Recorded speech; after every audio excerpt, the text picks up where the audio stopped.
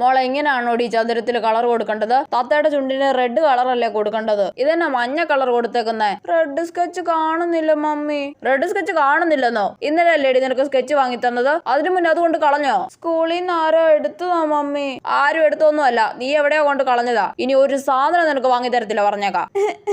കൊച്ച നിന്റെ പൗച്ച് എന്തിയേ? കാണുന്നില്ലല്ലോ. വേഗം എടുത്തതാ, സ്കൂൾ ബസ് വരാൻ സമയമായി. പൗച്ച് കാണുന്നില്ല മമ്മി. അത് നീ സ്കൂളിൽ കൊണ്ടുപോയി കളഞ്ഞോടി. ഒരു സാധനം വാങ്ങി തന്ന അവർക്ക് സൂക്ഷിക്കാൻ അറിയത്തില്ല. മമ്മി ഞാൻ വന്നു.